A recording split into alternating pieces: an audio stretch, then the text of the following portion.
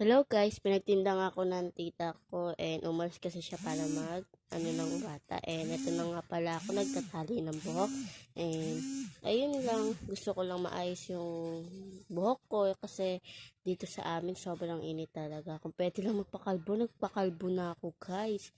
Sobrang, yun na yung init. And kaya pala, di pala namin to bahay kasi pinagbantay lang ako ng tita ko ng bahay kasi yung pinsan ko nga may sakit and kailangan siya ipa-doktor para malaman natin kung ano yung sakit. And ako, eto, wala. Tali-tali lang ng buhok kung ano lang magawa. By the way, ano nga pala, pakipollow yung yung YouTube channels bago tayo Sa totoo guys, minsan di talaga ako nagtatali kasi minsan nakakatamad talaga magtali lalo na pag tinintas. Pero mahilig ako magtinintas ng buhok. And ito nga ang kalat-kalat ng bahay namin ay ng tita ko pala.